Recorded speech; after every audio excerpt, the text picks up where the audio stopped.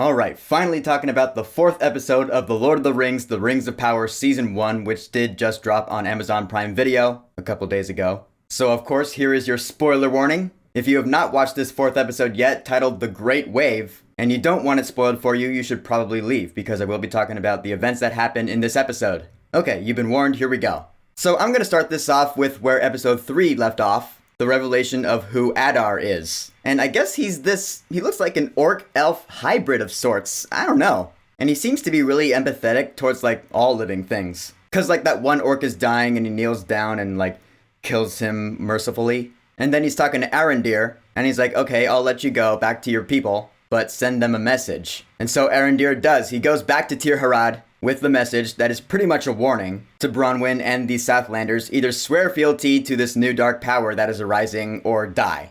It looks like the focus of this season really is starting to show. It is the Southlands. The Southlands are in danger. We know that because Galadriel's been talking about it now. And we do know that the Southlands will eventually become Mordor now. So Galadriel wants to go over there to defend the Southlands. Well, I'll get to her later. I'm still in the Southlands right now. Because I do want to touch on Theo and that hilt. Because apparently the orcs were here looking for that thing. Because when Theo takes it out and attacks that orc with it, then he goes and hides. We hear that one orc say, "I found it! It's with the boy!" So apparently there's something really special about that hilt. Maybe it is a Morgul something or other. And even later on, when Theo's talking to that older dude, he's like, "You stole that hilt from me bomb, boy."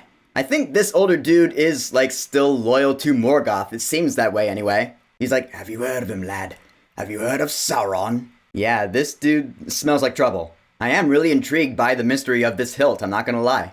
I wonder how it's gonna play into this whole story, how it fits into the larger picture. But for now, that's all I have to say about that. So let's finally talk about the dwarves. Cause in this episode, we go back to Khazad-dûm, and we learn about this thing that Prince Durin and his father, the king, have been hiding. Cause Elrond goes back, and Prince Durin makes him swear not to tell anyone about it, and he holds up this rock, and he's describing it, lighter than silk, harder than iron. I was like, Mithril. Yeah, apparently this series is documenting the discovery of Mithril itself. We all know what Mithril is. The first thing that comes to mind when we hear the word Mithril is that chainmail that Bilbo gave to Frodo in Fellowship of the Ring in Rivendell, which he in turn got from Thorin Oakenshield. Mithril is very powerful. To some dwarven cultures, it is more valuable than gold, which Prince Durin actually hints at here. This may be more valuable than gold. This could be the beginning of a new era. This is pyrite, also known as fool's gold. But I was like, holy shit, that's cool. It's like, okay, this series is explaining, it's like a tall tale for a lot of the things we see in the Lord of the Rings stories, like Fellowship of the Ring, and such. You know, the Southlands will eventually become Mordor, Khazad-dûm will eventually become Moria, and now the discovery of Mithril. I'm digging it.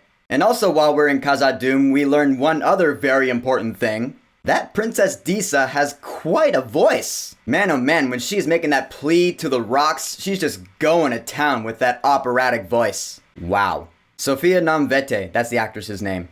She's great. And actually, I really like this character. Side note, I love the fact that she has sideburns. We've heard that female dwarves actually have beards, like male dwarves. It's the beards. But I'm guessing, aesthetically speaking, the designers of the show were like, yeah, that would look a little strange. So to compensate, Princess Disa here has sideburns, and I think they look great. And I love the relationship that she has with Prince Durin. They're really fun characters, I think. But then later on, Prince Durin is talking with his father, the king, and he mentions that Elrond has invited him to go to Lindon, and so the king is like, okay, you can go, but find out what the elves are really up to. So okay, the line of Durin is suspicious of the elves. Understandably, dwarves never did trust elves completely. So I guess we'll see where that goes. Alright, now touching on the story in Numenor, because that's my favorite story going on in the season right now. That's really where all the real important shit's going down. Honestly, if this show had one main character, if I were to pick among all the characters there are, I would say it is Galadriel. I'm just saying. Alright, so a couple of things happen here in Numenor in this episode. I guess I'll touch on the whole Kemen and Aydan thing. Kemen is the son of the Chancellor Pharazôn. He meets Aydan because she's the new apprentice in the guild, and they gravitate towards each other, so okay, there's a little bit of a romance going on there. I guess it doesn't matter too much right now. It's just some romance, whatever, there's bigger shit going on. Bigger picture is that Galadriel is still trying to convince Queen Regent Miriel that the Southlands are in danger. She needs to get back to Middle-earth with an army, we gotta fight. But eventually that conversation becomes an argument, which reaches a boiling point, which gets Galadriel locked up. Oh, well, yeah, okay. Look where that got her. Eventually, she does get that real audience with the queen, who takes her to the Palantir. Now, we remember the Palantir, the Seeing Stone. A Palantir is a dangerous tool, Saruman. Yeah, apparently one of those lost Seeing Stones is right here in Numenor. And so Galadriel touches it, and we see the real reason this episode is called The Great Wave. Because apparently the queen has foreseen this future, this enormous tsunami that is just gonna wipe out Numenor from the map. And I guess Muriel thinks that Galadriel is the one who's going to bring that plague. Okay, well, that's bad news, yeah. Honestly, I don't think that is the case. I don't think it's gonna be Galadriel's fault, if that Great Wave even happens. I don't know if it will or not. I'm no Tolkien scholar. But Muriel fears too much for her kingdom, so she's like, no, we will not help you. You gotta get out of here. You're the reason this is gonna happen. And that's the real reason I'm scared of you. You gotta go. Ah, okay. I guess that makes sense. And so she decides to send Galadriel back to Lindon. But as she is leaving, this is actually really cool. We see the petals of that white tree falling on everyone, and not idly do they fall.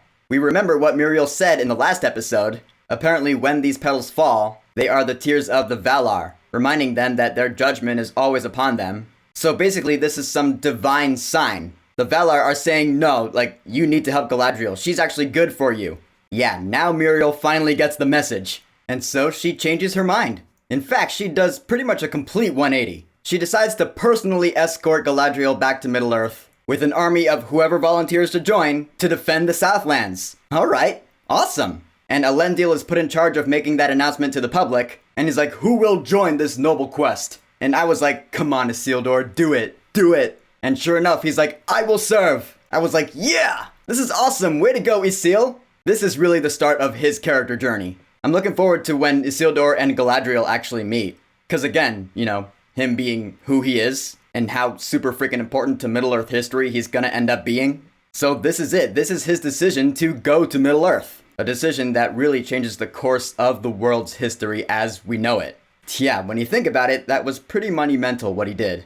And from there, the scene rises, everyone in the crowd starts going, I will serve, I'm Spartacus, I will serve. The music rises and it becomes really triumphant, then it cuts to black, that's where the episode ends. I was like, awesome. Alright, so the ships leave in 10 days. I think that means we might be spending one more episode here in Numenor before we go back to Middle-earth. Well, with these characters anyway. I don't know though, maybe the next episode will pick up they're back in Middle-earth already. I guess we'll find out. So in the end, this 4th episode of The Lord of the Rings, The Rings of Power, Season 1 was pretty damn good. I don't think it blew my mind as much as the last episode did. What with the unveiling of Numenor and all, that was pretty hard to beat. But the fact that the Harfoots aren't in this episode at all, I'm sure we'll get back to them next time. But the way the season is going, it feels like there is a war coming. We're going to defend the Southlands. I feel like that's where we're going. I think that's what this season is probably leading up to. Which means I'm pretty sure that war won't go well for the good guys. And by won't go well, I mean won't end well. Looking forward to seeing how that goes. So The Lord of the Rings, The Rings of Power, Season 1, Episode 4, The Great Wave. Have you watched it yet? What are your thoughts on it? And what are your predictions and theories for next week's episode? Whatever you think, go ahead and leave a comment. And of course, thank you for subscribing. Peace!